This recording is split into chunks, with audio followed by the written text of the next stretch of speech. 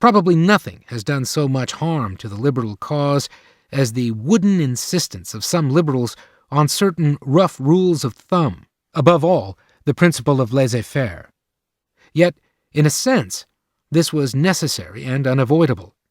Against the innumerable interests which could show that particular measures would confer immediate and obvious benefits on some, while the harm they caused was much more indirect and difficult to see, nothing short of some hard and fast rule would have been effective.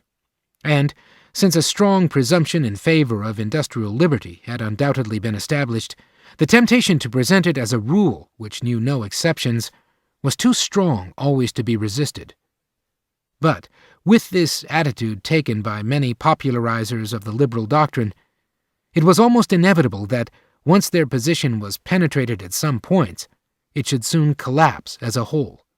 The position was further weakened by the inevitably slow progress of a policy which aimed at a gradual improvement of the institutional framework of a free society. This progress depended on the growth of our understanding of the social forces and the conditions most favorable to their working in a desirable manner. Since the task was to assist, and where necessary to supplement, their operation, the first requisite was to understand them. The attitude of the liberal toward society is like that of the gardener who tends a plant, and, in order to create the conditions most favorable to its growth, must know as much as possible about its structure and the way it functions. No sensible person should have doubted that the crude rules in which the principles of economic policy of the 19th century were expressed were only a beginning, that we had yet much to learn, and that there were still immense possibilities of advancement on the lines on which we had moved. But this advance could come only as we gained increasing intellectual mastery of the forces of which we had to make use. There were many obvious tasks, such as our handling of the monetary system and the prevention or control of monopoly, and an even greater number of less obvious but hardly less important tasks to be undertaken in other fields, where there could be no doubt that the governments possessed enormous powers for good and evil, and there was every reason to expect that, with a better understanding of the problems, we should someday be able to use these powers successfully.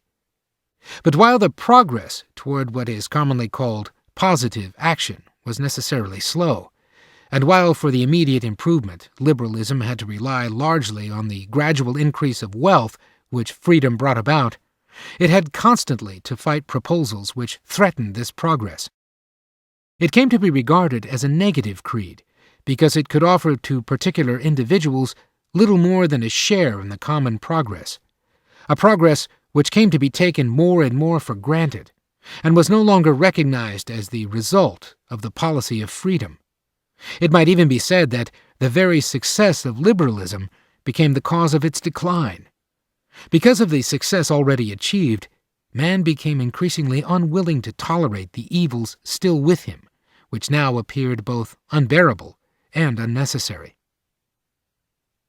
Because of the growing impatience with the slow advance of liberal policy, the just irritation with those who used liberal phraseology in defense of antisocial privileges, and the boundless ambition seemingly justified by the material improvements already achieved, it came to pass that, toward the turn of the century, the belief in the basic tenets of liberalism was more and more relinquished. What had been achieved came to be regarded as a secure and imperishable possession, acquired once and for all. The eyes of the people became fixed on the new demands, the rapid satisfaction of which seemed to be barred by the adherence to the old principles. It became more and more widely accepted that further advance could be expected not along the old lines within the general framework, which had made past progress possible, but only by a complete remodeling of society. It was no longer a question of adding to or improving the existing machinery, but of completely scrapping and replacing it. And, as the hope of the new generation came to be centered on something completely new, interest in and understanding of the functioning of the existing society rapidly declined.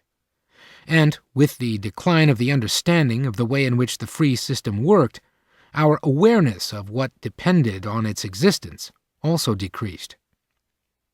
This is not the place to discuss how this change in outlook was fostered by the uncritical transfer to the problems of society of habits of thought engendered by the preoccupation with technological problems, the habits of thought of the natural scientist and the engineer, and how these, at the same time, tended to discredit the results of the past study of society, which did not conform to their prejudices, and to impose ideals of organization on a sphere to which they are not appropriate. The author has made an attempt to trace the beginning of this development in two series of articles on scientism and the study of society and the counter-revolution of science, which appeared in Economica, 1941 to 1944. All we are here concerned to show is how completely, though gradually and by almost imperceptible steps, our attitude toward society has changed. What at every stage of this process of change had appeared a difference of degree only has, in its cumulative effect, already brought about a fundamental difference between the older liberal attitude toward society and the present approach to social problems. The change amounts to a complete reversal of the trend we have sketched, an entire abandonment of the individualist tradition which has created Western civilization. According to the views now dominant, the question is no longer how we can make the best use of the spontaneous forces found in a free society. We have, in effect, undertaken to dispense with the forces which produced unforeseen results, and to replace the impersonal and anonymous mechanism of the market by collective and conscious direction of all social forces to deliberately chosen goals. The difference cannot be better illustrated than by the extreme position taken in a widely acclaimed book on whose program of so-called planning for freedom we shall have to comment yet more than once. We have never had to set up and direct, writes Dr. Karl Mannheim, the entire system of nature as we are forced to do today with society. Mankind is tending more and more to regulate the whole of its social life, although it has never attempted to create a second nature. Man and Society in an Age of Reconstruction, 1940, page 175. It is significant that this change in the trend of ideas has coincided with a reversal of the direction in which ideas have traveled in space. For over 200 years, English ideas had been spreading eastward. The rule of freedom, which had been achieved in England, seemed destined to spread throughout the world. By about 1870, the reign of these ideas had probably reached its easternmost expansion.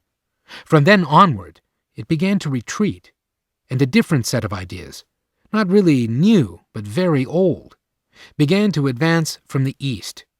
England lost her intellectual leadership in the political and social sphere and became an importer of ideas. For the next 60 years, Germany became the center from which the ideas destined to govern the world in the 20th century spread east and west.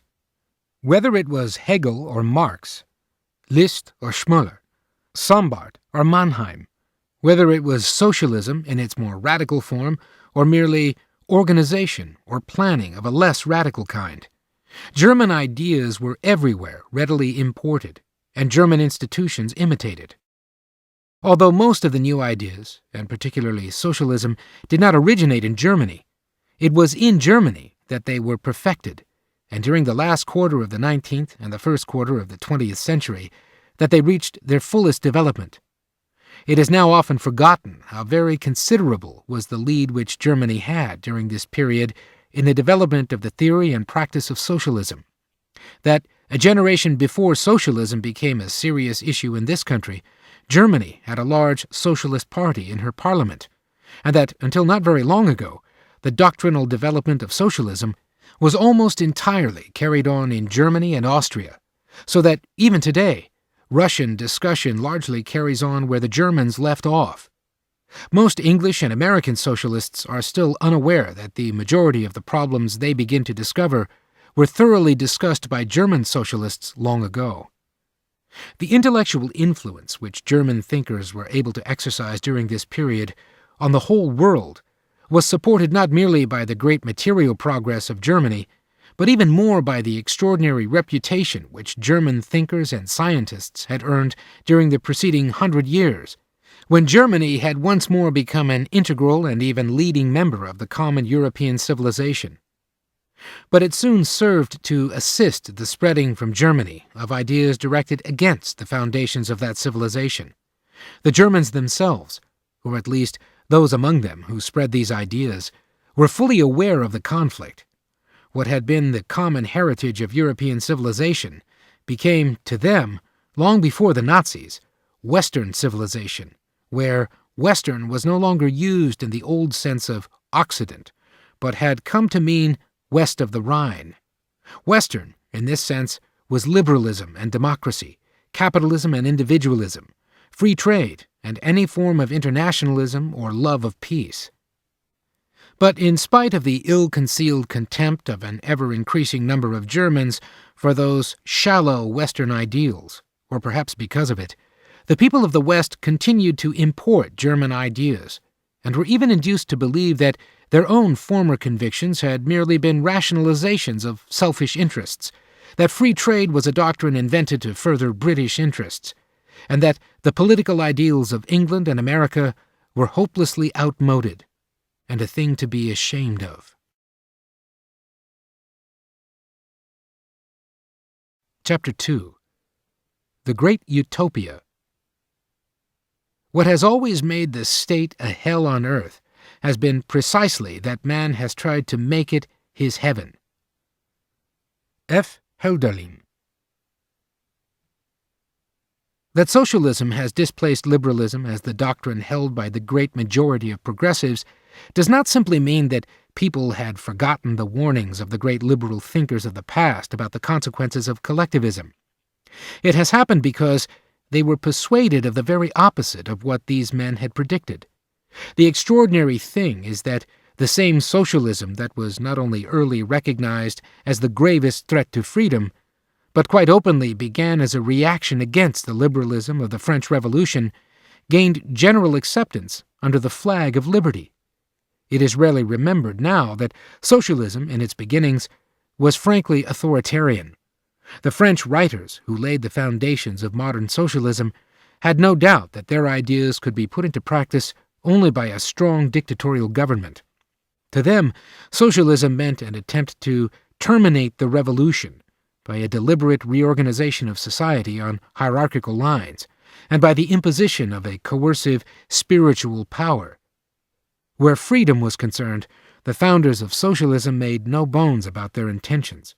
Freedom of thought they regarded as the root evil of 19th century society, and the first of modern planners, Saint-Simon, even predicted that those who did not obey his proposed planning boards would be treated as cattle. Only under the influence of the strong democratic currents preceding the Revolution of 1848 did socialism begin to ally itself with the forces of freedom. But it took the new democratic socialism a long time to live down the suspicions aroused by its antecedents. Nobody saw more clearly than de Tocqueville that democracy, as an essentially individualist institution, stood in an irreconcilable conflict with socialism. Democracy extends the sphere of individual freedom, he said in 1848. Socialism restricts it. Democracy attaches all possible value to each man. Socialism makes each man a mere agent, a mere number. Democracy and socialism have nothing in common but one word, equality. But notice the difference. While democracy seeks equality in liberty, socialism seeks equality in restraint and servitude.